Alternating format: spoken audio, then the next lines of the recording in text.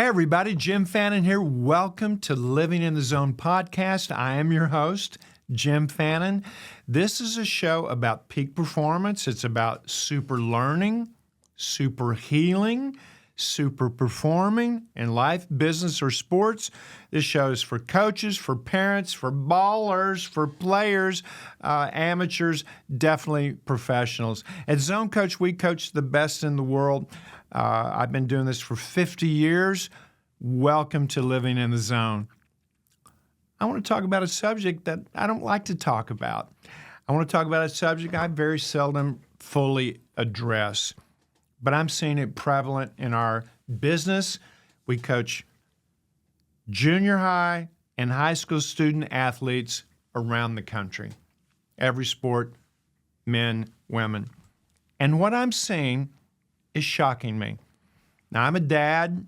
I'm a grandpa. Got an 8-year-old that's got a birthday this weekend, 8. Got a 2-year-old granddaughter as well, 8-year-old grandson. I'm concerned about the mentality of everybody. So, depression. That's what I want to talk about. Depression's something that 30, 40 years ago, no one talked about. Oh, depressed. He's got really bad challenges.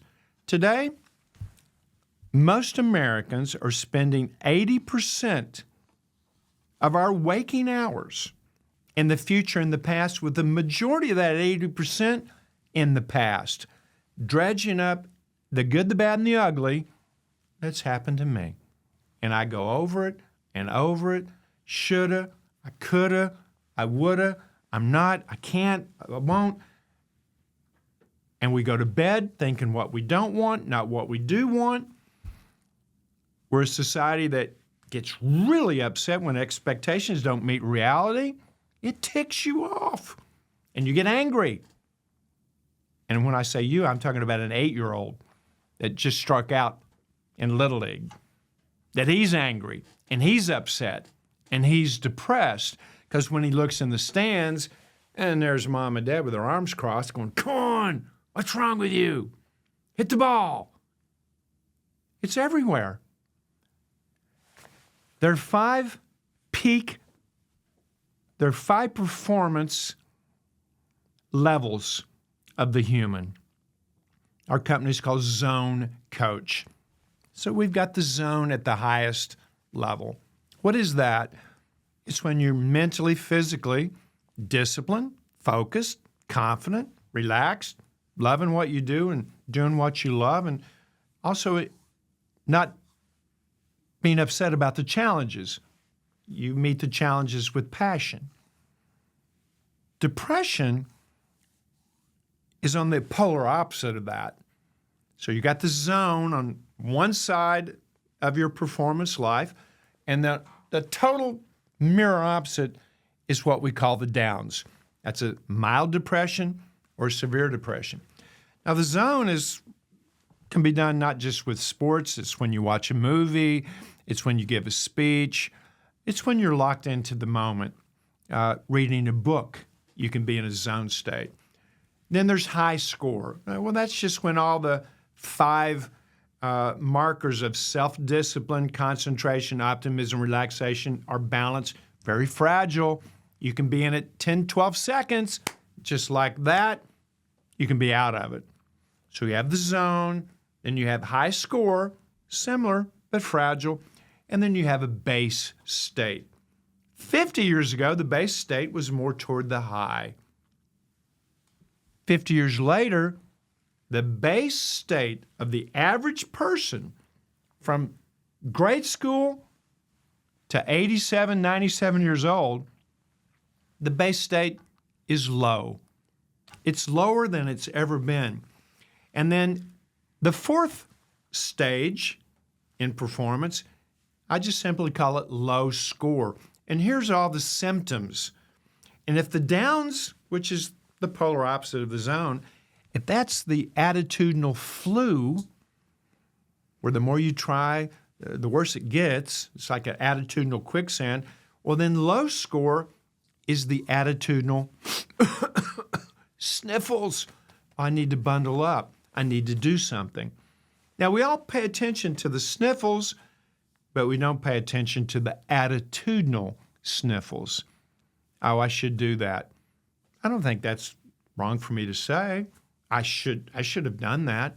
I don't feel guilty or bad saying that. These are negative statements. And those are little tiny symptoms that's going to weigh you down and keep you out of the zone state and weigh you down into the depressed state we call the downs. Now, I'm going to go to the American Medical Association. Here's the definition. Depression, it's a serious medical condition characterized by persistent low mood, loss of interest, or enjoyment in activities once found pleasurable. I used to have fun playing baseball. No, I hate it. I'm having no fun. And you don't have the ability, in fact, you have an inability to experience joy. There's no joy in a depressed mindset. And depression can be differentiated between normal sadness by its severity. And if it lasts at least 2 weeks, I had a client, a young college athlete, call me last night, and he started going through what I recognized were symptoms of the depression, according to the AMA. So here's what they are. Persistent sadness, low mood, feelings of emptiness. Check. He told me those things last night. Loss of interest in most activities. He's got no fun playing the game that he loves. He's been playing it for a long time. Changes in sleep. Either you sleep too much or you can't sleep at all. He can't sleep. He's up all night. Significant weight gain or weight loss. He's lost weight. Change in appetite. Not hungry. Fatigue. Constantly low energy. This is one client last night. Not the first one this month. Of course, the month's almost over.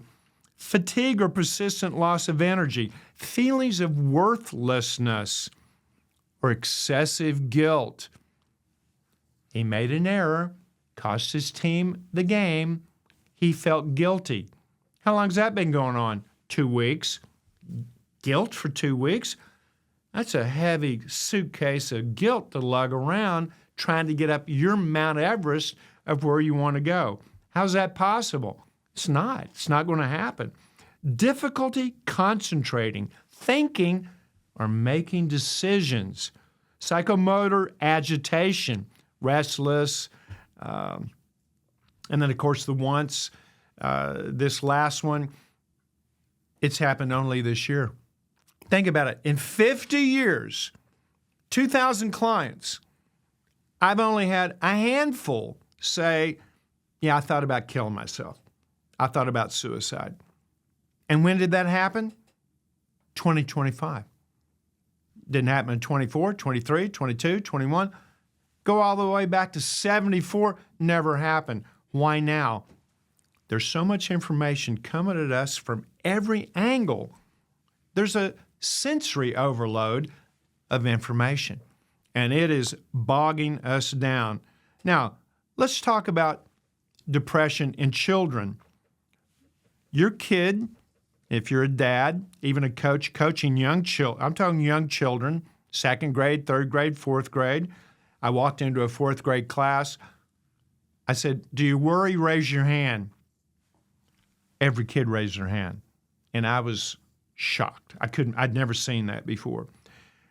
A young child, 2nd, 3rd, 4th grade, may display anxiety, irritability, pretends to be sick, refuses to go. I don't want to go to school. Don't want to go to school. Mom, I don't feel good. I'm so sick.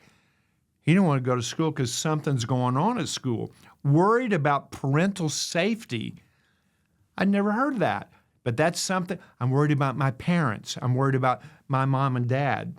So they become clingy and hard to go to sleep and want to sleep in the bed with you. You're 8 years old. Mom, can I sleep in here with you and Dad? That is a symptom of being in what we call the downs. Teenagers. I've raised 2 of them. I guess I'm an expert. Sulking, irritable, trouble at school, getting in little tiffs, getting in trouble, going to detention, excessive sleep, increased appetite, substance abuse, social withdrawal, and a drop in academic. These are all common in someone that's depressed or have mild or even severe depression.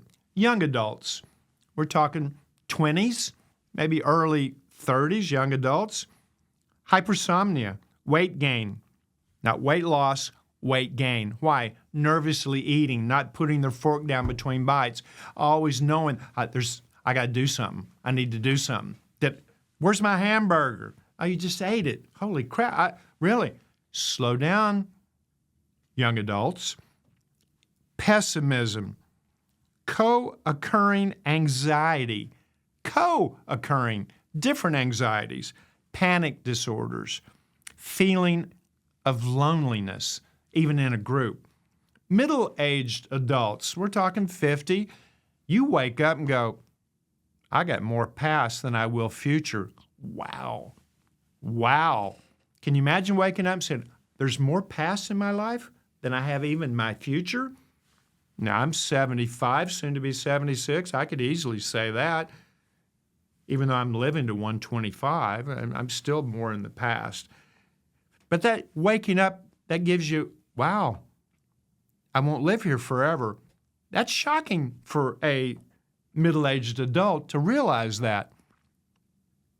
Depressive episodes. Not always depressed, just an episode of depression for an hour, 2 hours, one day, this weekend. That's happening in middle age. Middle of the night waking, stomach issues. Middle-aged adults are having stomach issues. And this is eating too fast, eating poorly, eating wrongly, eating at different times, and not having constance in your life. That causes depression in middle-aged adults. Now let's talk about my age group. Us baby boomers, us old guys here. Here's us. May be less likely to report sadness. I don't report it. I'm just sad. More likely to show cognitive symptoms like, where's my car keys, or confusion. You can say early signs of dementia. Maybe, maybe not. Could just be depression, not dementia. Reduced emotions, or reduced physical complaints, or more complaints, unexplained aches and pains. You go to the doctor and the doctor's like, you look good. Does it hurt when you do that? Yeah, don't do that. But the doctor can't find anything. In fact, in that age group, 75% plus of doctor visits are hypochondria, because you looked up WebX and go, oh my gosh, I think I have typhoid fever, and you freak out. All of these things are happening. Women, twice as likely as men to be diagnosed with depression through much of their life, especially during hormonal changes. I understand it. So what do we do about all this? I want you to stay tuned to the end of the show, because I'm going to go on the final word. I'm going to tell you exactly what to do. But right now, here's what I want you to do. I want you to wake up and be aware. Get your energy off you. In the next 24 hours, scour the people that you love, because they're going to be having their emotions down, ready for you to see. They're not going to hide it. Once you go home, dad can act out, mom can act out, the kids can act out. You know how it rolls. You're in your house. You don't want anybody in the neighborhood to see you all acting like this, but that's not uncommon. So what do? Look for these symptoms. Look for them in yourself. Look for them in your children. Look for them in your significant other. Depression's real. Stay out of the past, everybody, except for learning and laughing. Stay out of the future, except for planning, strategy, and tactics. We need to be more in the moment. We need to be hyper-vigilant and hyper-aware. and control what you can control. Control what you can control. We've talked about it on this show about seeables. Okay, clean it up. Clean up your bedroom. Clean up your sink. Clean up your garage. We talked about that. Clean that up. We also talked about the person with the most constants in a world of variables. What are those constants? How you go to bed and how you wake up. Positive. Frame your day. That can be a constant. What else? Eating at the right time, the same time. Eating the foods that make your body better. Hydration. Urine clear, never fear. Urine yellow, loser fellow. You lose just 1% of body water, you're going to lose 10% or more of your focus. So be aware of those things that you can control and control them. You can control your thoughts. You can control your breathing. You can control your agenda. And more importantly, you can control how to adjust and adapt your agenda to the changing circumstances, conditions, and situations. Because right now, everybody, we are walking and running a gauntlet of negativity. You cannot get in your car, go to the store, and come back without interacting with some negative person. In the car, with a neighbor, we're seeing less smiles, we're seeing less joy, and we're seeing more symptoms of going into the dreaded downs, a depressed state. Let's go, America. Let's go, everybody. Come on now. Control what you can control. We need to pick it up. Now, we had a great, crazy weekend of sports. We got a lot happening. We got the playoffs in baseball. We got the NFL season here. We had the Ryder Cup going on. Who's in the zone? Who's not? Who's depressed right now? And that may linger with a couple of the people this weekend. Depression, it happens with the elite. It happens with everybody. And depression's not limited just to one person. I had a billionaire I've had multiple billionaires walk in it. I said, why you need me? I know who you are. I know how much money you have. You're worth $1 billion too. I'm depressed. I'm overweight. My wife and I aren't in love or in affection anymore. We're not intimate. My daughter doesn't talk to me. My son tolerates me because he's on the corporate dole. So can you help me? Billionaire to fourth graders, depression's everywhere. And let's see who's in the zone, in a zone state, and who's in that down state. Who is in the zone? I got to show some love to a guy that's gotten a lot of love in his life as the peak performer. Even though he got his butt whooped down in Brazil to open up with the Kansas City Chiefs, we're talking about Patrick Mahomes. 4 touchdowns and obliterated the anemic Baltimore Ravens defense. I mean, torched them, and only with one receiver coming back. How did he do that? Prepared. His discipline was different. It was elevated. He was poised. He was direct. He was in command. Self-discipline, check mark. Concentration, come on. The linebackers felt him. The D-backs felt him. The safety felt him. The coaching on the other team felt him. His concentration was on the other side of the scrimmage line, and he was on point. Concentration, check. Optimism, come on. He had everything but a cocky swagger, and he probably had a little bit of that we didn't see.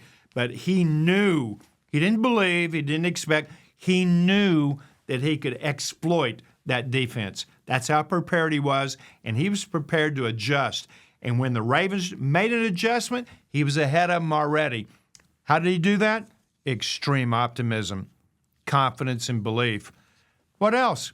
Calm and cool in the pocket.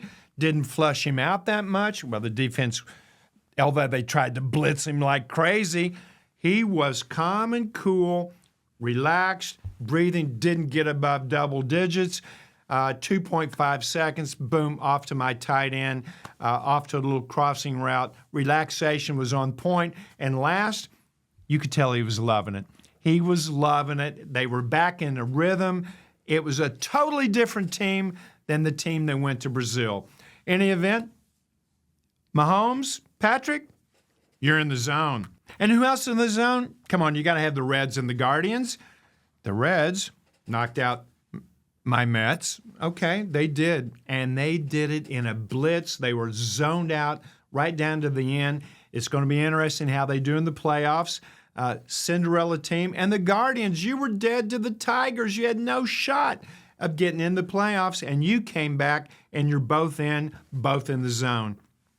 Now, who's not in the zone? Tennessee Titans.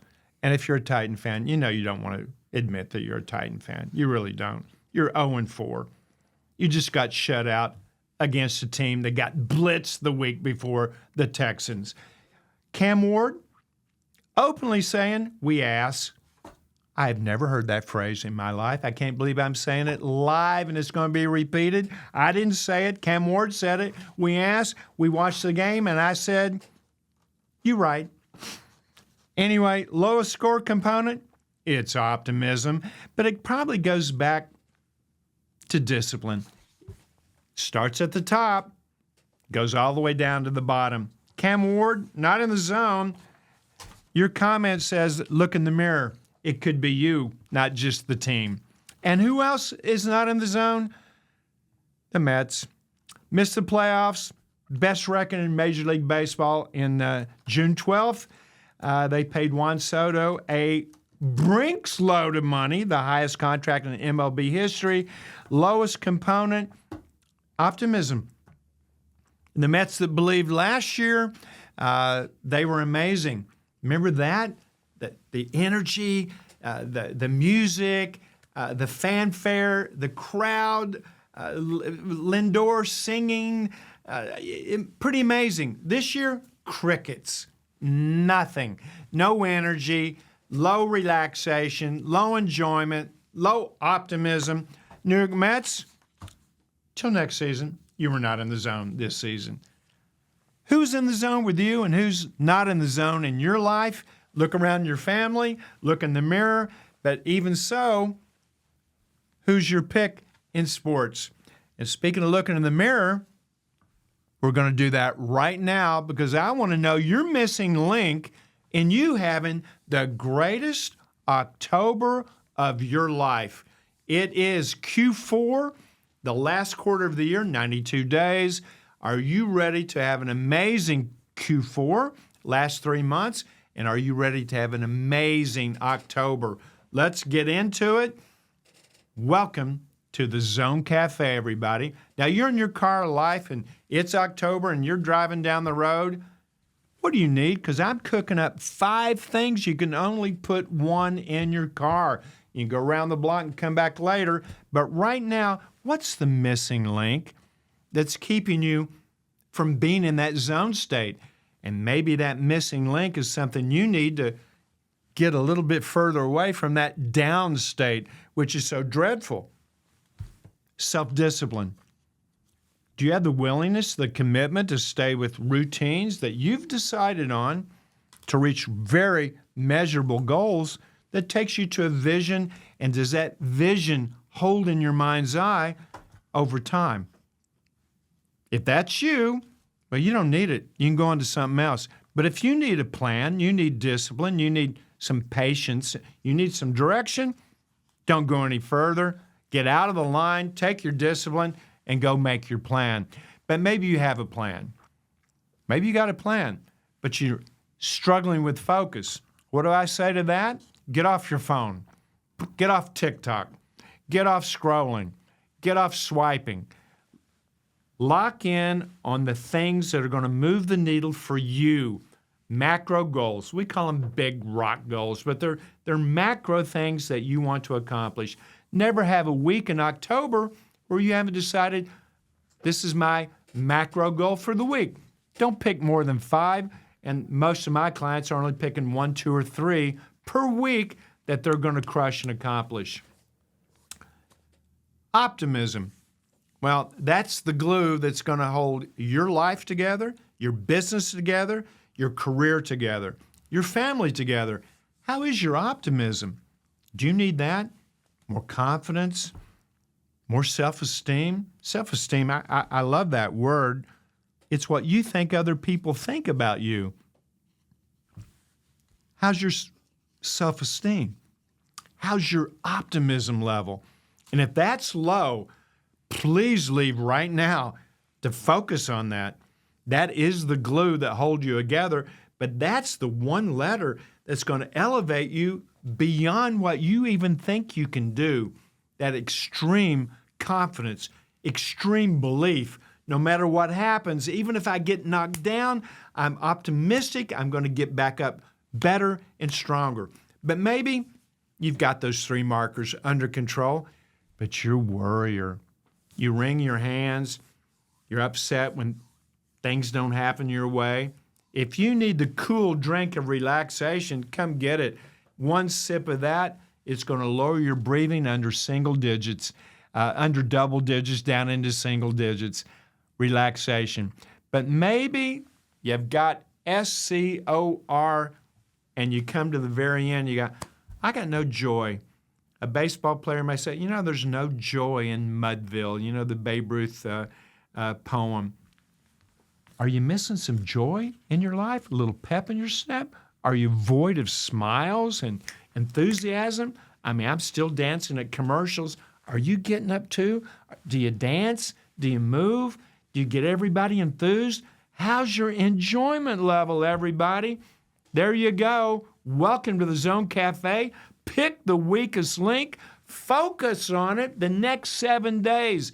And for you that are members that have our app, you've got the coolest feature, and you know it. Right in the middle of that app, push that little check mark, and you can check your score level. And you know what's going to happen after you say, I've got low O? Jim Fannin, I'm going to give you something to think about. I've already written and loaded 15,000 pieces of content, and 5,000 of them are just for your score check. So be in the zone, everybody, and check your score level to see how far you're away from the zone and how to keep yourself out of the downs. The final word. Never before in the history of mankind have we had more information, and not all of it accurate, than right now in 2025. It's here. More information. It's an overload. There's a sensory overload. What do we do? What do you do when you put your toe in that pool of depressed quicksand that the more you try, the more you get in it? It's up to my ankles. It's up to my knees. I'm trying, and next thing I'm here, and I don't know what to do. Here's what I want you to do. Select someone in your life, someone in your past, or someone current that means something to you. This tool is called the mentor image. Professor R.W. Ross meant a lot to me at 11 years old. And he was an older gentleman, 80s, when I was being with him. He was an overseer of a public park tennis program that I found myself in. He was the one person that was blunt as a hammer to the head. He would just tell it like it was. He taught me about visualization, and I looked up to him. He had 2 sons that were Tuskegee Airmen, pretty amazing. So when I've had tough times in my life, I've shut my eyes and I think, what would Professor say? What would he tell me to do? And it always puts a smile on my face like it's doing right now, because he's going to tell me something I may not like, but I know I'm going to benefit from. He would tell me like it is. And find a mentor. It could be a religious figure. That's on you. It could be someone of faith, someone in your religion. It could be a former coach. It could be your dad. It could be your mom. My mom passed away. My dad passed away. I've used them as my mentor image. What would my dad say? What would my mom say? And I believe that mental image of the people that you really care about, I think that will grab you by the hair and pull you out of despair. Don't we need to be pulled out of it by our hair sometimes? Or just pull me out, help me out. Mentor image is one thing. And the second tool besides the mentor image, and I do love that, and I encourage you to use that tool frequently. The other tool is a vision that motivates yourself. Something I want so badly. Could be number one in the world. It could be something in your business. I want to be the president of my company. I want to start. Whatever it is, it should give you joy, and it should inspire you, and it should make you want to get up and make things happen right now. Shut your eyes. Do you have an image of something that you want that will also grab you by the hair and pull you out of a depressed state? So there it is. Depression. It's real. It's everywhere. It is everywhere. As we walk through life in this gauntlet of negativity on both sides of the street, everywhere, up above, down below, negatives, which causes anxiety, frustration, even fear.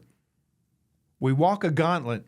So Zoniacs, immunize yourself from all the negativity. Don't forget the mentor image or your own vision to pull you out of any low score state or any depressed state. And let's have the greatest Q4 ever, the best October ever, and let's have a great week. I'll see you next week on Living in the Zone.